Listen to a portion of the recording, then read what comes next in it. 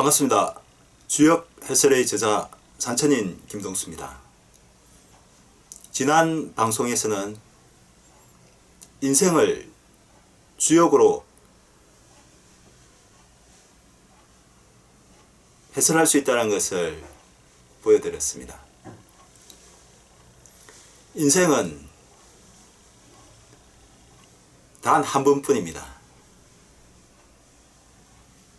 정말 한 번뿐이기 때문에 너무나도 소중한 것이 바로 인생입니다. 이 소중한 인생을 보람되게 살기 위해서 해야 할 일들이 너무나도 많습니다.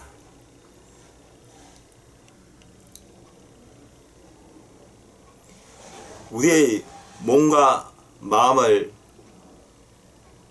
행복하게 하는 것도 소중하지만 우리의 영혼을 살찌울 수 있는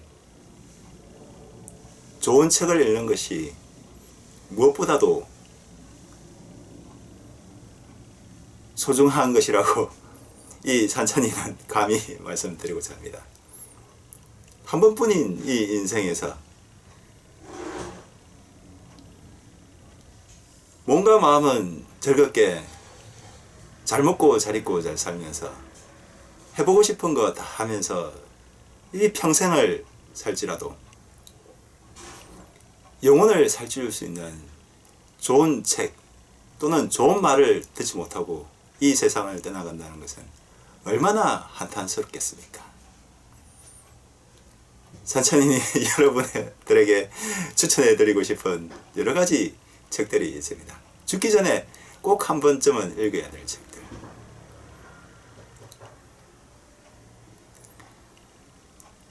산천인이 감명 깊게 읽었던 책들은 예를 들어서 삼국지, 유비, 간우, 장비가 도움결의를 맺고 그리고 무수한 영웅들이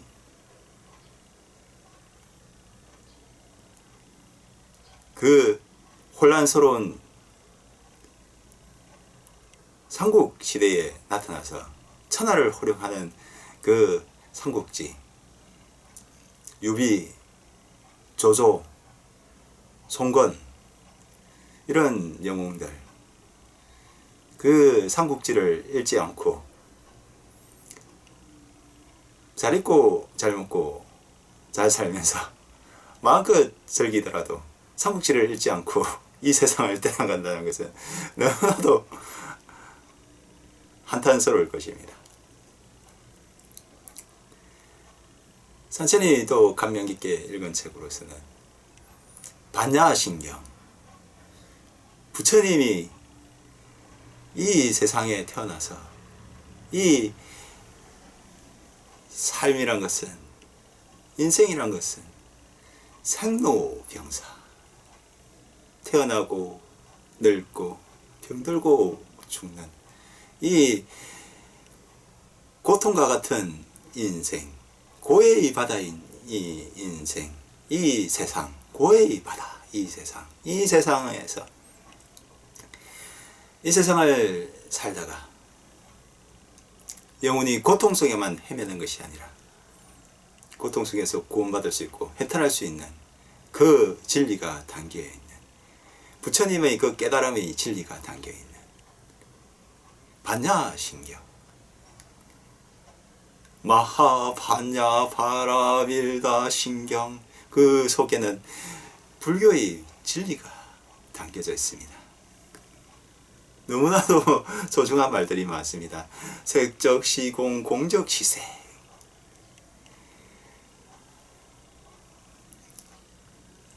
그게 공이라는 그런, 공과 색이라는 그런 개념이 나옵니다. 공과 색은 다른 말로 하면 삶과 죽음, 인생, 죽음, 그것이 담겨 있습니다. 그것을 초월하여 살 수 있는 것, 그 깨달음의 진리가 반야신경에 담겨져 있습니다. 잘 먹고 잘 입고 잘 살고 잘 살면서 해보고 싶은 거 마음껏 하면서 한평생을 100년을 살지라도 반야신경을 잃지 못했다, 그리고 죽는다, 얼마나 안타깝겠습니까?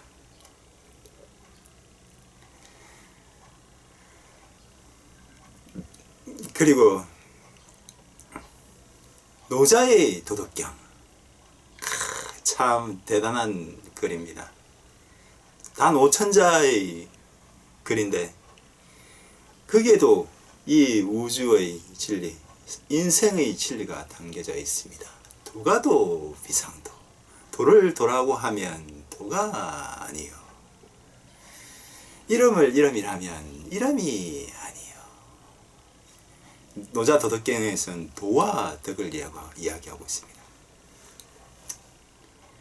도란 것은 텅 비어 있음, 불교에서의 공과 통합니다. 텅 비어 있으면서 공명정대하고 아무런 사사로움이 없고 아무리 사사롭게 하고자 함이 없으면서, 그러면서 만물을, 만백성을 행복하게 만들어줄 수 있는 것이 바로 도입니다. 산천인의 자랑 같지만 산천인이 장자의 우화로 깨우치는 노자 도덕경을 지었습니다. 물론 전자적으로 지었는데 그 속에 산천인이 깨달은 노자에 대한 도가 거의 다 들어있습니다. 한번 읽어보십시오. 장자의 우화로 깨우치는 노자 도덕경.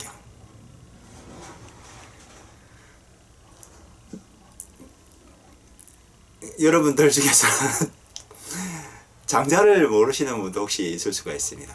장자라는 사람은 노자의 도를, 노자보다는 늦게 태어난 후세 사람인데 노자의 도덕경을 읽고서 그 도덕경을 보다 쉽게 일반인들이 알 수 있도록 재밌는 우화를 가지고서 노자 도덕경을 장자가 우화로서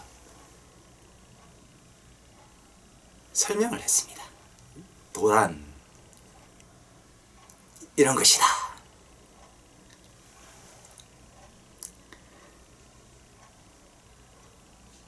그 장자의 우화에 보면 참 재밌는 이야기들이 많습니다. 여러분들이 쉽게 이해할 수 있는 예를 든다면 우물 안의 개구리, 그것도 장자의 우화 속에 나옵니다. 장자가 노자의 도를 설명하기 위해서 우물 안의 개구리 그 우화를 들었습니다.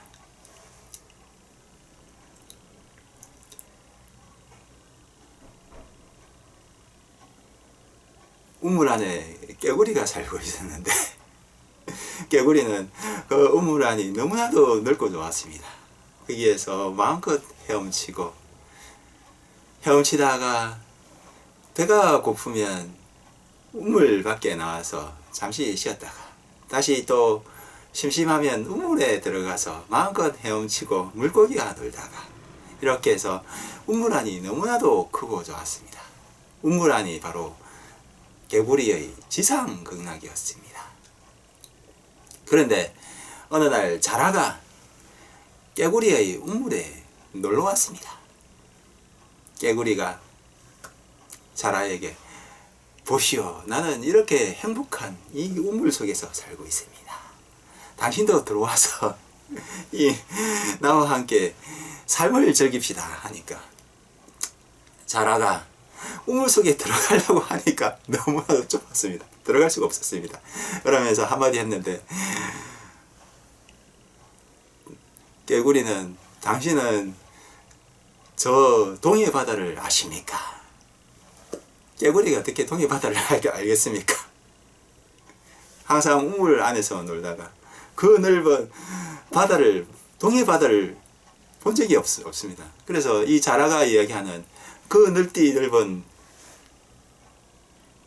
바다, 1년 내도록 비가 내려도 바다의 높이는 변함이 없고 1년 내도록 가뭄이 들어도 바다의 수면의 높이는 변함이 없다고 이렇게 이야기하니 깨구리는 껄껄껄 웃습니다. 바다를 본 적이 없기 때문입니다. 우물 안의 개구리, 그런 우화도 이 장자의 도를 설명하는 그 우화 속에 들어있습니다. 찬찬이는 장자의 그 재미있는 우화를 저 노자의 도를 장자가 우화로 들어서 설명하는 것을 노자 81장과 장자의 우화 81개를 서로 매칭을 시켰습니다. 아마 이 작업도 아마 비슷한 작업을 한 것은 많지만은 아마 이것도 처음이 아닐까, 이 세상에서. 관심 있으신 분은 산천인의 장자의 우화로 깨우치는 노자 도덕경 한번 읽어보십시오. 꼭 산천인의 노자 도덕경뿐만 아니라 노자의 도덕경, 그것을 읽지 못하고 이 세상을 떠나간다는 것은 얼마나 안타깝겠습니까? 아무리 잘 먹고 잘 입고 잘 살아도, 마음껏 하고 싶은 거 다 해도, 100년을 살아도, 머리가 희끗희끗해질 때까지 100년을 살아도 노자의 도덕경을 읽지 못하고 이 세상을 떠나간다는 것은 정말 안타까운 일입니다.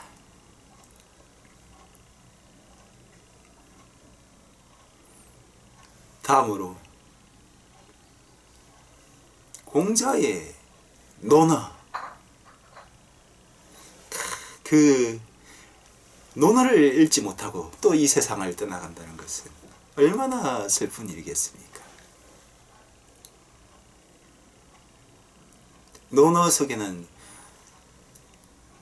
공자와 그 제자들, 그 일상적인 삶 속에서 공자의 위대한 성인으로서의 면모와 제자들이 사소한 일상적인 삶에서 일어나는 여러 가지 것들을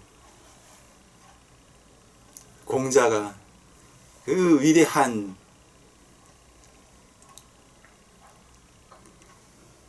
인류의 서성인 공자가 사소한 일상적인 삶을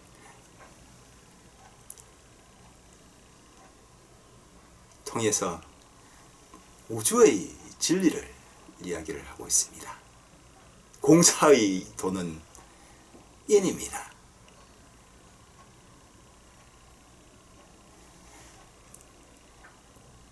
인의 애지,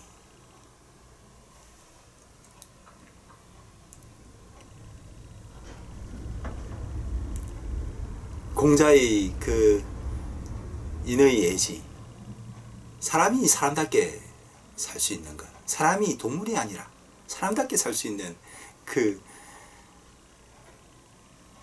진리, 그 살아가는 법, 그 유교의 그 진리가 논어 속에 들어있습니다.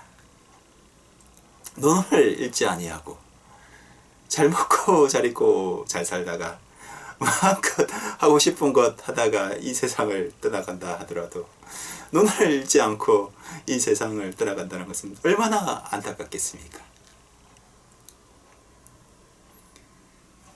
그 논어 속에 보면 아내라는 사람이 나옵니다.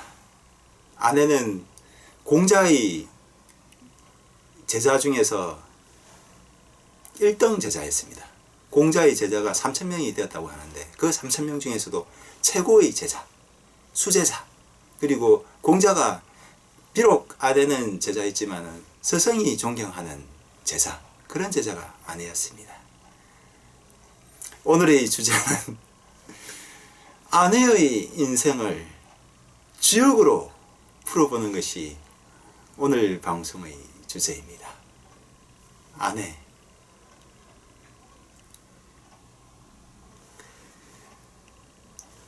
사람들은 후세에 아내를 높이 불러서 안자라고도 부릅니다. 아내는 아주 가난하게 살았습니다. 하루에 3끼를 먹은 것이 아니라 하루에 1끼를 먹으면서, 그것도 잘 먹은 것이 아니라 물, 먹을 게 없으니까 물로 배를 채우고 밥 한 덩이, 하루에 1끼, 그렇게 아주 가난하게 살았습니다. 보통 사람이라면 그 가난을 견디지 못하고 자기 신세를 한탄했겠지만 아내는 그 가난 속에서도 열심히 도를 추구했습니다. 아내는 안빈낙도를 실천한 장본인입니다. 가난 속에서 도를 구하기 위해서 거기서 편안함을 얻은 성인입니다. 아내 안자.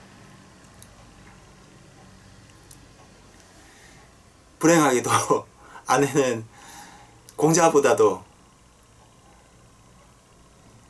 오래 살지 못하고 요절하고 말았습니다. 아마 가난하게 살았기 때문에 아마 몸이 병이 난 것 같습니다. 젊었을 때 요절하고 말았습니다.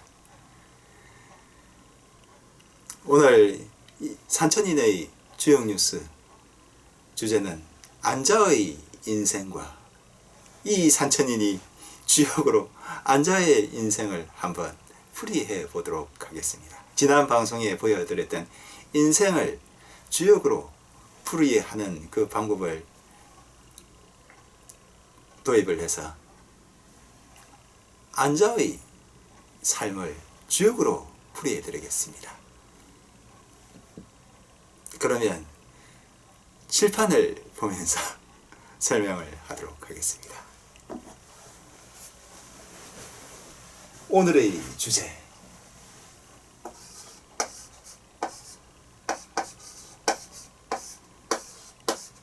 아내의 삶과 삶, 인생을 합시다.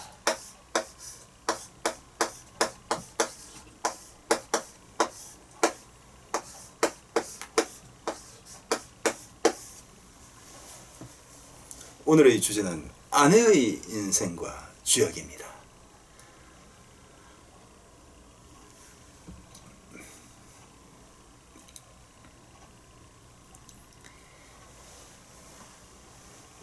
혹시 지난 인생과 주역 그 방송편을 보시지 않은 시청자분을 위해서 산천히 다시 재방송을 해드리면, 인생이란 것은 인생이 뭐냐? 인생은 삶인데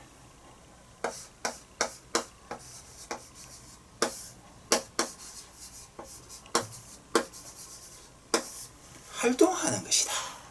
이렇게 말했습니다. 이 인생의 현실적인 구조, 인생은 삶인데 활동하는 것이다. 이 현실적인 구조를 음양에다 매칭을 시키고, 음양은 활동하고 있으면 양이요, 활동하고 있지 못하면 음이요. 지금 재방송을 하고 있는 겁니다.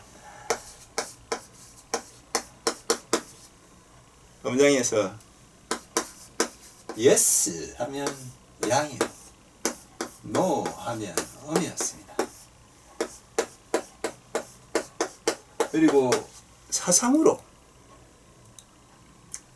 더 세분화할 수 있다고 얘기했습니다. 사상으로 세분화하면 활동에도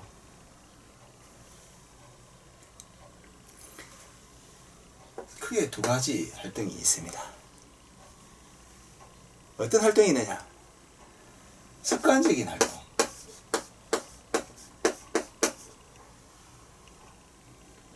그리고 혁신적인 활동. 활동이 이렇게 두 가지로 나눠집니다. 여기에 의해서, 사상에 의해서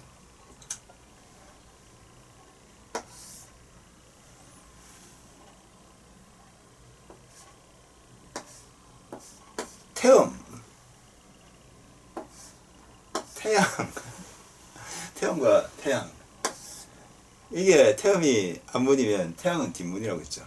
그리고 이 사이에는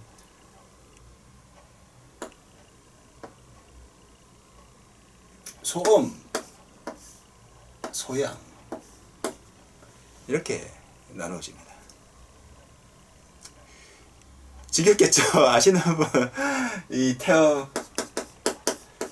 태음과 태양. 지금까지 줄곧 산천인 주역 뉴스를 보시지 않은 분들을 위해서 다시 설명을 드리는 겁니다. 소음, 소양. 태음이 겨울이라면 태양은 여름이요, 소음은 봄이요, 소양은 가을입니다. 태음에서 소음이 되었다가 태양이 되었다가, 그리고 태양에서 다시 소양이 되었다가 태음이 되었다가, 이런 식으로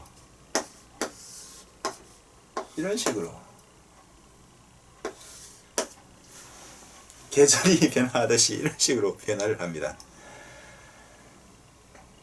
이 사상을 다시 세분화하면 다시 8개로 나눌 수 있다고 했습니다.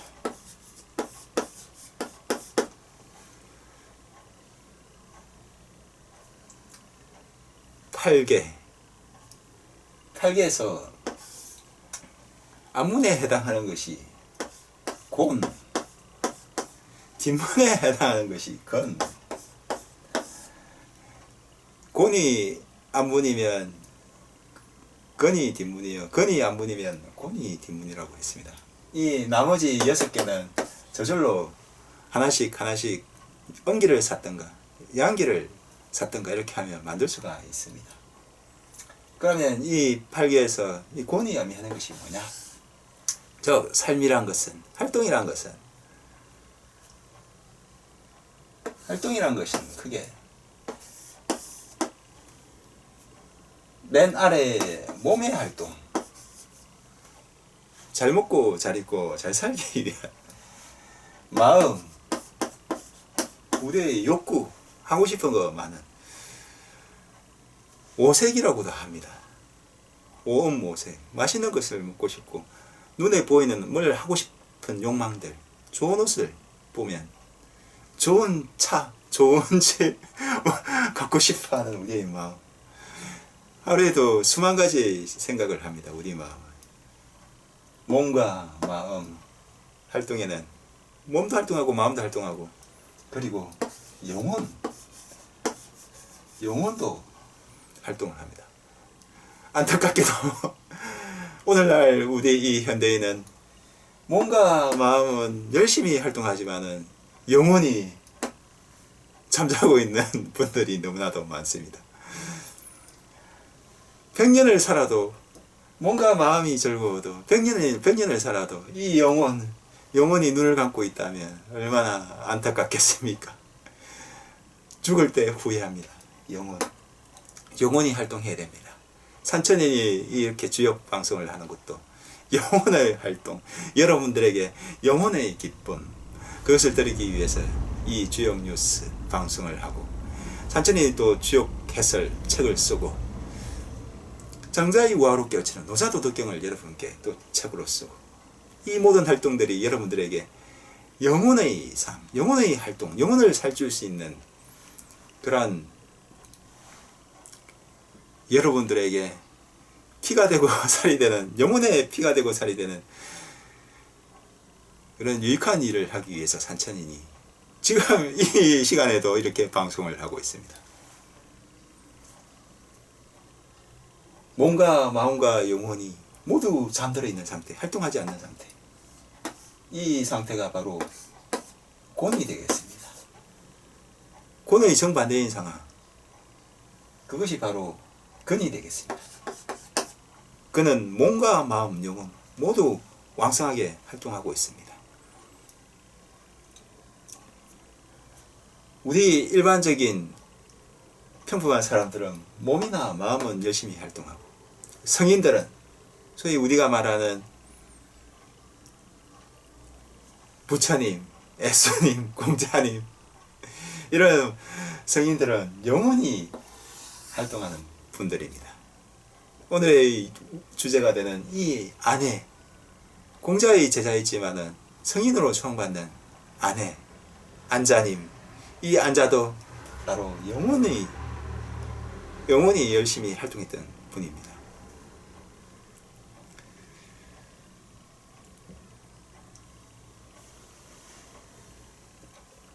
팔개에서 8개를 더 세분화하면 64개가 나옵니다.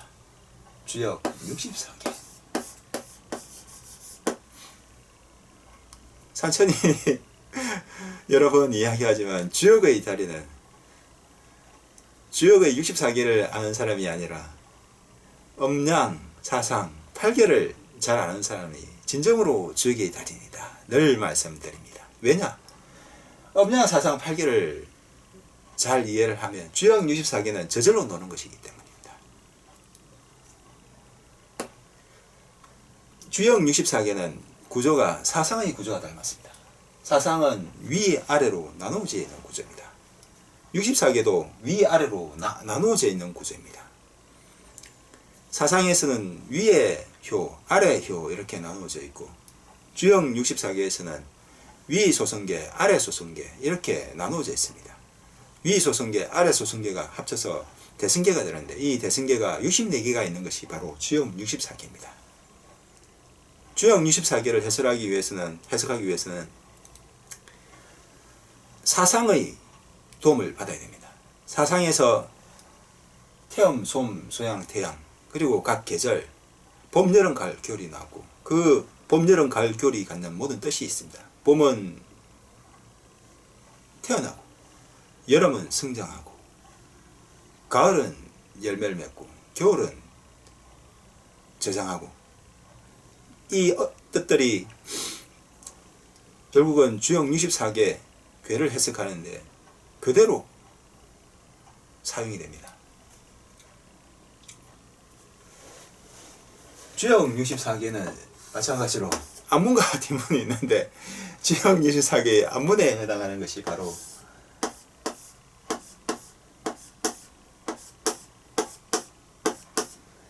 이게 뭡니까? 이게 바로 곤, 읽을 때 곤계입니다. 곤곤.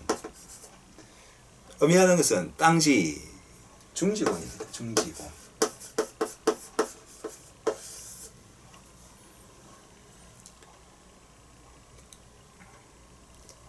아주 자세한 설명은 생략을 하도록 하겠습니다. 자세한 설명을 원하시는 분은 지난 방송에 인생과 주역 그 편을 보시면 이 산천인이 너무나도 정열적으로 상세하게 여러분들이 알기 쉽도록 열심히 설명을 해놨습니다. 그 지난 방송편을 보시면 되겠습니다.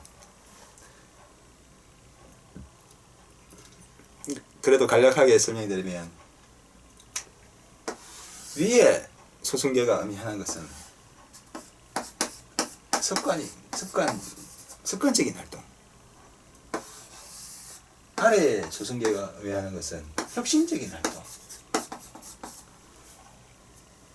사상에서의 구조 그것을 확대한 것이 바로 주역 64개로 볼 수 있는데 습관과 혁신 그리고 8개의 그 의미들을 그대로 집어넣으면 됩니다. 혁신적인 활동에서 몸이 혁신적인 활동을 하고 있느냐, 마음이 혁신적인 활동을 하고 있느냐, 영혼이 혁신적인 활동을 하고 있느냐, 그거에 의해서 아래 소승계를 해석할 수가 있고 위에 소승계는 습관적인 활동에 있어서 몸이 습관적인 활동을 하고 있는가, 마음이 습관적인 활동을 하고 있는가, 영혼이 습관적인 활동을 하고 있는가 이렇게 해서 만약에 활동을 하고 있는 게 yes면 양이요, no면 어입니다. 중지공계는 전부 다 no입니다. 혁신적인 활동, 습관적인 활동 모두 안 하고 있습니다. 몸, 마음, 영혼 세분화했을 때도 마찬가지로 그것이 바로 중지곤의 상태입니다. 중지곤이 안문이라면 뒷문은 바로 중천근이 되겠습니다. 근은 하늘을 의미하고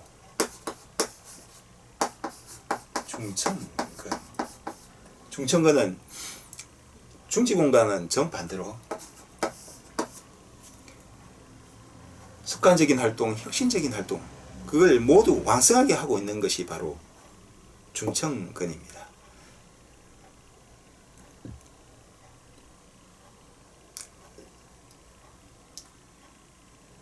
한마디로 중천근은 아주 잘 나가고 있는 상태. 중지근은 슬럼프, 활동을 접고 쉬고 있는 상태입니다. 중천가는 그야말로 이 성인이 그야말로 자신의 도를 터득하고 그 도를 중생들에게 베풀기 위해서 사방으로 활동하고 있는 그런 시기가 바로 중천근에 해당합니다. 나머지 62개의 개는 음기를 샀든가 양기를 샀든가 하면 만들 수가 있습니다. 자세한 사항은 생략하도록 하겠습니다. 자세한 사항을 알고 싶으면 이 산천인의 주역 뉴스 방송에서 주역 변화의 지도 그 편을 보시면 아주 상세하게 산천인이 여러분들이 너무도 쉽게 이해할 수 있도록 그 주역 변화의 지도를 직접 현인들이 만들어 놓은 그 소중한 주역 변화의 지도를 여러분들이 쉽게 이해할 수 있도록 그렇게 설명을 해놨습니다. 그 방송편을 보시도록 하십시오.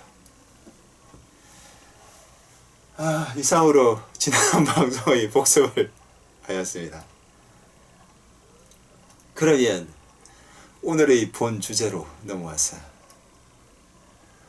아내의 인생은 주역계로 보면 어떠한 계에 해당할까요? 아내의 인생. 그러면 아내에서부터 먼저 한번 봅시다. 아내, 안빈낙도하며 살다간 가난 속에서도 도를 절겠던 사람.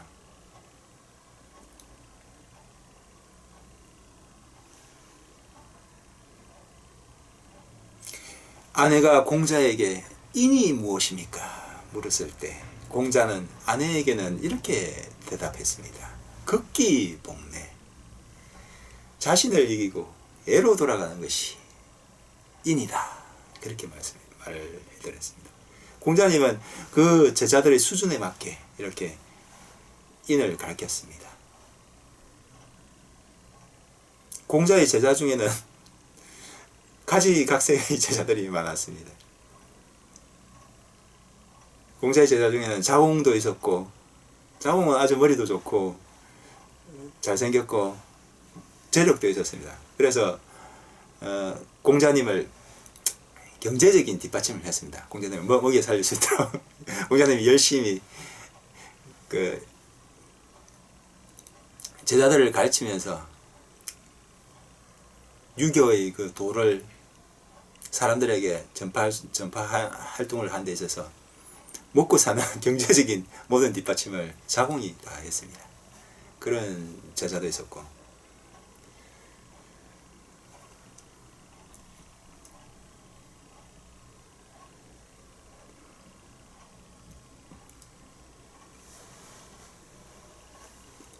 그리고 공자의 또 제자 중에서는 건달이었는데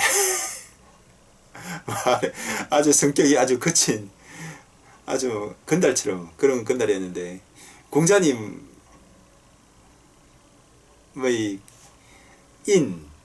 그 말씀을 한마디 듣고 자신의 삶을 반성하고 제자가 된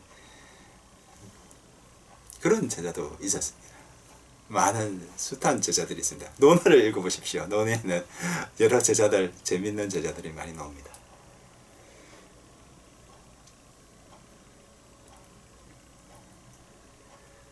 하여튼 이 아내는 공자의 제자 중에서도 1등 제자, 수석 제자였습니다.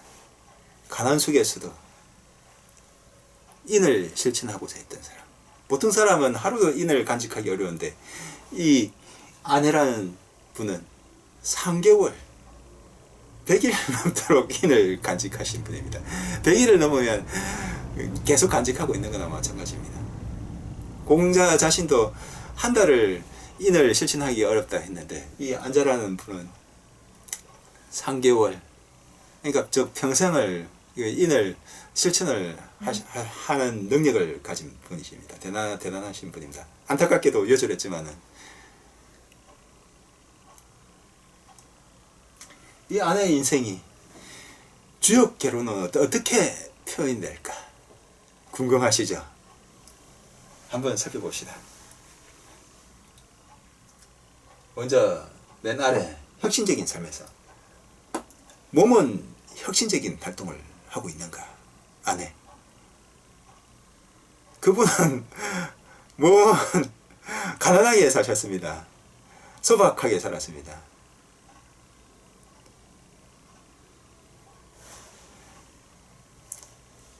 물 한 공기, 물과 밥 한 공기, 그거 한 끼로 세상을 살아가신 분입니다. 그분은 영혼으로 사신 분입니다. 몸은, 그분의 습관, 그분은 몸은 혁신적인 활동 하지 않으셨습니다.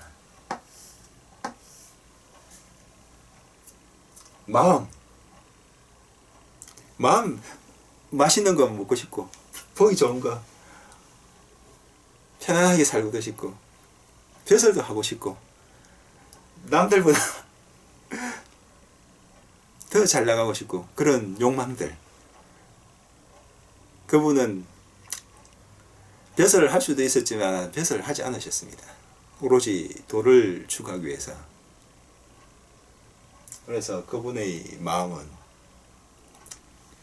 욕심이 없는 상태. 그렇게 사신 분입니다. 평생을. 그러니 어찌 혁신적인 그 마음이 변함이 없었는데 어떻게 그 마음이 바뀔 리가 있겠습니까? 어미입니다.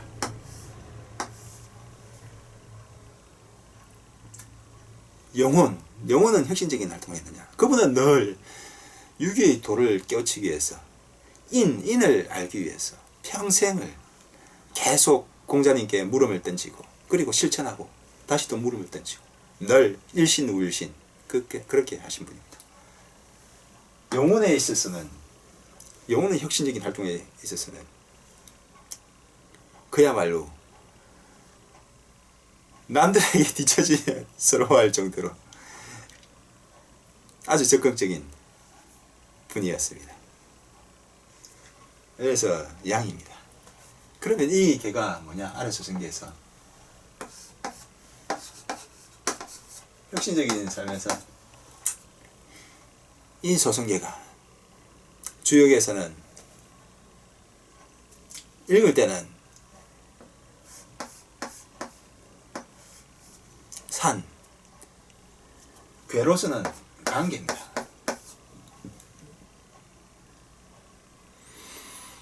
거대한 산, 그냥 잠자고 있는 산은 아니고, 이 산은 위에 아직 하산이 불을 뿜으면서 아직 화라산, 벽두산은 지금 휘하산이죠. 쉬고 있는 하산.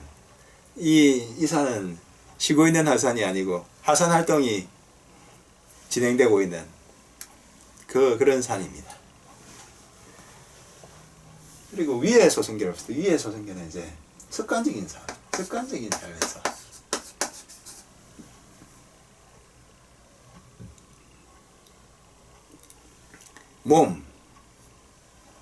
몸이 활동하고 있느냐? 습관적으로 몸을. 그분은 습관적으로 몸은 아주 소박하게 사신 분입니다. 맛있는 거 먹고, 보통 사람은 의식주 먹고 입고 자고 하는 것에 대해서 신경을 많이 쓰지 않습니까? 그분은 거기에 대해서는 안 빈탁도 가난하게 사신 분입니다. 초월하셨습니다. 마음입니다. 습관적으로 활동하지 않으셨습니다. 마음 평생을 그분은 욕심을 다 텅 비우고 오로지 도를 추구하시면서 사신 분입니다. 암입니다. 습관적으로 그분은 도를 계속 추구하신 분입니다. 유교의 인. 사람이 학문을 해서 멀리 친구가 방문하면 즐겁지 아니한가? 배우고 익히면 또한 즐겁지 아니한가? 공자가 배우고 익힌 것이 무엇이겠습니까? 인이 아니겠습니까? 도. 공자님이 말씀하신 그 도를 즐기는 것. 그것이 바로 인입니다. 그 인을 평생 동안 갈고 닦으신 분이 바로 아내, 우리 안자님입니다. 그래서 습관적으로 그분은 영혼의 활동은 왕성하게 활동하신 분입니다. 아래와 똑같죠. 쭉 괴로보면 산, 간. 주역을 읽을 때는 64기에서 중산간기입니다.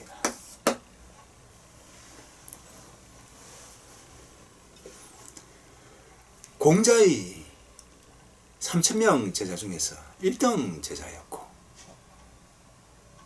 평생을 가난 속에 살았지만 안빈 낙도하셨고 후세 사람들이 성인이라고 말씀하시는 아내, 높이 부를 때는 안자라고 부릅니다. 그 안자님의 인생은 바로 산천인이 역사상 처음으로 주역으로 풀이해드립니다. 중상관계였습니다.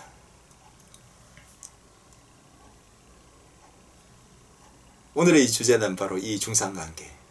이 중상관계를 산천인이 지은 주역해설 전자책을 보면서 한번 여러분들께 다시 한번 더 설명드리고자 합니다.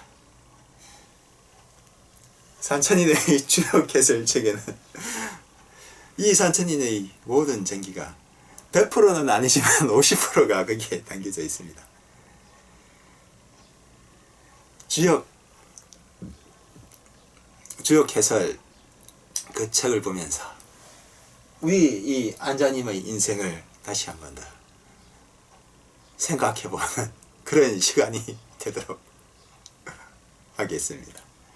그런데 안타깝게도 주역이라는 이 책에는 효사가 아니라 개사와 효사가 있는데 거기에는 2500년 주역의 살아온 그 시간 동안 2500년 그 동안에 이 세상에 날고 오긴다는 현인들이 주역, 괴사와 효사의 한금같은 말을 남겼습니다. 그런데 안타깝게도 그 한금같은 말들의 차원이 바로 국가적인 차원입니다. 수신제가 치국평천하, 공자님께서 말씀하신 수신제가 치국평천하에서 수신은 자신의 몸을 닦는 것이요, 제가 치국평천하, 나를 가정을 다스리고 나라를 다스리는 그것은 차원이 아주 큽니다. 근데 주역의 차원은 수신의 차원이 아니라 국가의 차원입니다. 나라를 다스리는.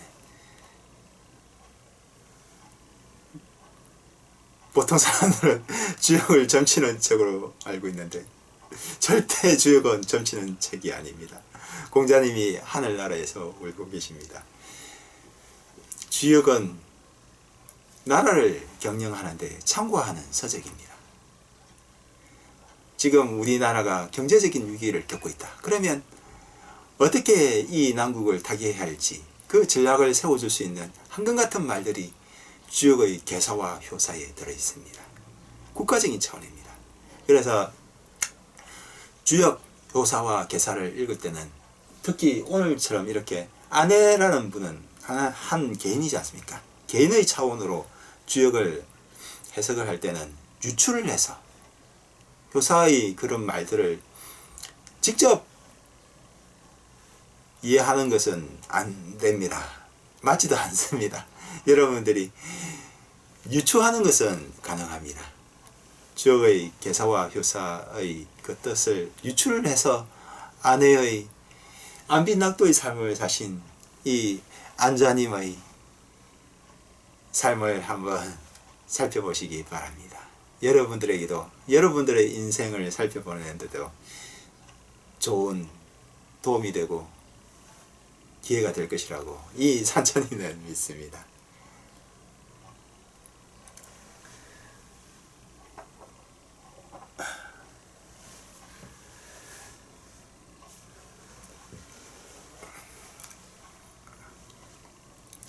여기까지가 산천인이 칠판으로 설명하는 부분이었습니다.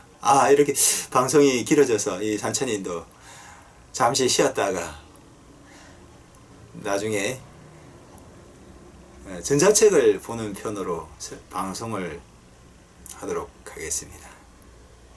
이번 방송은 여기서 끝마치고 다음 방송에서는 주역 개설, 산천인의 주역 개설 책을 보면서 중산관계를 알아보도록 합시다.